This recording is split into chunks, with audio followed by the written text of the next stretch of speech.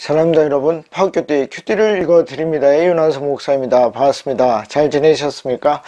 자, 지난주에 우리가 했던 120명 1년 기도 120명이 넘었습니다. 여러분들이 보시면 놀라울 것입니다. 저에겐 놀랍습니다. 왜냐하면 60명으로 3개월이 갔던 적이 있었거든요. 그러니까 이건 하나님의 은혜라고 생각을 합니다. 내년에 240명인데 그게 되는지 여러분들이 한번 보시면 좋겠습니다. 그래서 그게 되면 우리가 또 기도의 응답을 받는 것입니다.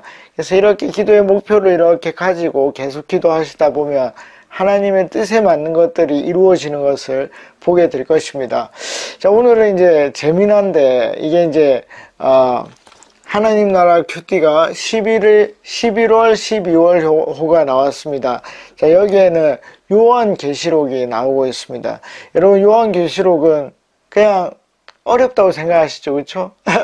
그러니까 이게 좀 거부감이 있을 수 있는데 이 2달을 전부 다 올해 말까지 요한계시록을 아주 자신감 있게 이거 넣었습니다. 좀 놀랍긴 한데 어쨌든 우리가 빨리 한번 볼 것인데 여러분들이 만약에 마음이 있으시면 이 하나님 나라 큐티를 구입하셔서 큐티를 해보시면 여러분들에게 많은 유익이 있을 것입니다. 그리고 만약에 큐티를 하지 않더라도, 큐티 책을 사지 않더라도 성경책으로 저를 따라와 보시면 이 요한계시록이 그렇게 힘들진 않을 것이다 하는 것을 여러분들이 알 수 있을 것입니다.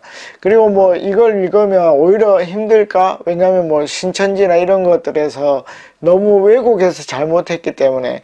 왜냐하면 이 요한계시록은 명확한 게 없습니다. 그게 이제 결론인데 명확할 수가 없습니다. 왜냐하면 이걸 상징으로 했기 때문에, 그리고 시적인 언어로 사용했기 때문에 이걸 정확하게 규정한다는 것 자체가 어폐가 있다.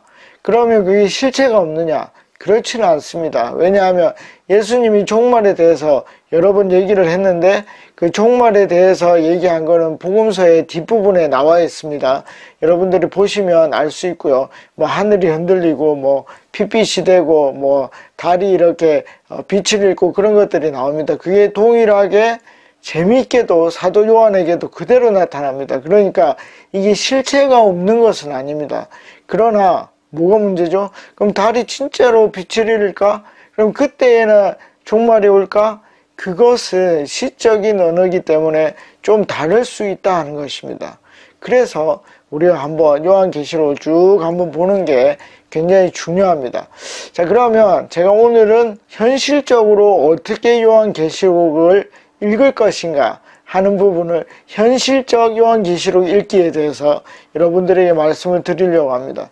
여러분, 그러니까 학자들은 뭐 여러 가지 이야기를 합니다. 그래서 특별히 이제 자기의 틀을 만들거든요. 프레임을 만듭니다. 프레임을 만들어야 그게 이제 논문도 되고 그렇거든요. 그러니까 그 틀 안에서 생각을 하려고 합니다. 그러나 반드시 하나님은 틀 안에 가두어 둘 수가 없고, 그리고 하나님의 말씀 역시도 그럴 수밖에 없습니다. 그리고 이것은 특별히 이 묵시문학 그리고 서사시적으로 적혀 있기 때문에 명확한 틀을 가질 수가 없다.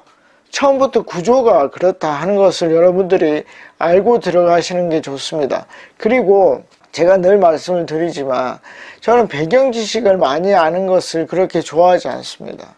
왜냐하면 여러분, 예를 들어서 어떤 민족에게 쪽복음이 들어갔다고 생각을 해보십시오. 이 쪽복음은 뭐냐면 요한계시록만 번역이 돼서 들어간 겁니다. 그러면 배경을 알 수가 있습니까? 알 수가 없습니다. 그리고 우리가 뭐죠?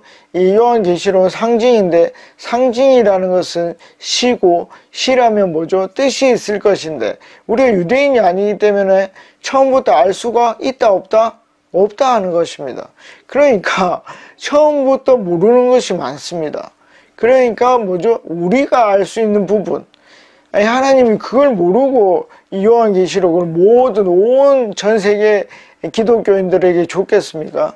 그렇지 않죠. 그러니까 알 수 있는 것들만 아는 게 굉장히 중요하다. 그래서 제가 현실적으로 어떻게 요한계시록을 읽을 것인지 보도록 하겠습니다. 그래서 처음에 요한계시록 1장 1절에서 3절까지 한번 읽고 여러분들에게 좀 말씀을 전하도록 하겠습니다. 자, 먼저 읽습니다. 1절입니다. 이것은 예수 그리스도의 계시입니다. 그러니까 계시라는 것은 하나님이 이렇게 자기의 뜻을 조명해 주는 것이죠. 이 계시는 곧 일어날 일들을, 여러분 곧 일어날 일들이라는 것은 뭡니까? 실제가 있다는 것입니다. 실제로 일어난다는 것입니다. 그러나 아까 말했죠. 제가 이걸 명확하게 알 수가 없다. 왜? 시적인 용어와 상징이 있기 때문에 그 종들에게 보이시려고, 자 이게 뭡니까? 목적이죠. 보이시려고 한다는 것은 무슨 말입니까? 알 수 있다 하는 것입니다.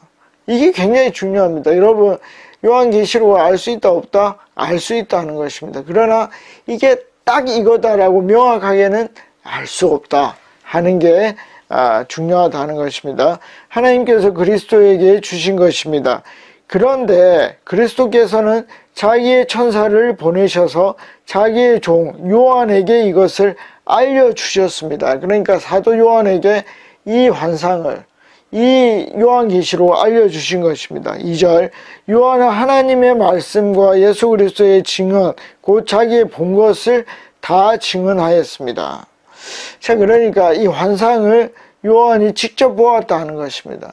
그리고 그 일들을 적은 것입니다. 이제 마지막 3절, 이 예언의 말씀을 읽는 사람과 듣는 사람들과 그 안에 기록되어 있는 것을 지키는 사람들은 복이 있습니다. 그러니까 실제가 있어서 지킬 수 있다는 것입니다. 이게 이제 핵심입니다. 지킬 수 없는 게 아니라 지킬 수 있다는 것입니다. 그러니까 어느 정도는 그 뜻을 알 수 있다는 것입니다. 여러분, 우리가요, 부모님이나 선생님의 뜻을 100% 알고 그 말을 따릅니까? 그렇지 않을 수 있죠. 한 50%만 알아도, 아니 40%만 알아도 왜 이거를 하라 하는구나 하는 걸 알 수 있다는 것입니다. 무슨 말인지 아시겠죠? 그러니까 요한계시록이 온전히 해석되지 않아도 우리가 따를 수 있다는 것이죠. 그때가 가까이 왔기 때문입니다. 아멘. 자, 여러분, 종말이 가까이 왔다는 것입니다. 여러분, 이게 여러 가지 의미가 있을 수 있는데 개인적인 종말이 왔을 수도 있고, 그리고 2000년이 지났지만 이 시간 자체가 짧은 기간이라 할 수도 있습니다. 그리고 언제 올지 모르니까 이것은 굉장히 중요한 의미가 있는 것이죠. 특별히 이제 학자들이 말하는 것은 이 사람들의 대상이 중요하다는 것입니다. 자, 실제로 누구한테 말을 했죠? 예. 이것은 1장 11절에 가면 뭐가 나옵니까? 7교회가 나옵니다. 7교회. 그래서 11절을 제가 한번 읽어보겠습니다. 그 음성은 이렇게 말씀하셨습니다. 내가 보는 것을 책에 기록하여 7교회 곧 에베소와 스무나와 버가모와 두아디라와 사데와 빌라델피아와 라오디게아의 교회로 보내라. 아멘. 그러니까 구체적으로 이 상징적인 이야기, 이것을 듣고 이해할 수 있는 교회가 나온다는 것입니다. 실제하는 교회가 나오는 것입니다. 그리고 이것은 이제 서신서니까 이제 돌려 읽었겠죠. 그리고 실제 이 7교회는 뭡니까? 지금도 있는 교회, 그것을 상징적으로 나타내는 것입니다. 실제 이 모든 문제들이 우리 교회 안에 있는 것들입니다. 그래서 그 당시에 첫 번째 독자들, 그 7교회와 1세기 말의 성도들, 그들에게 주었고 실제로 이 지금 모든 우리가 살고 있는 이 시대에 모든 주의 제자들에게 준 말씀이다 하는 것입니다. 그리고 그들이 이해할 수 있다 하는 것을 말씀하고 있습니다. 그러니까 이 시간적으로 굉장히 중요한 게 뭐냐면 요한계시록은 언제 이야기? 과거의 이야기와 미래의 이야기만 있는 게 아니라 우리가 살고 있는 이 시대가 바로 어느 시대? 요한계시록의 시대라는 것을 여러분들이 알고 이 일은 우리의 일이라는 걸 알고 시작하는 게 굉장히 중요합니다.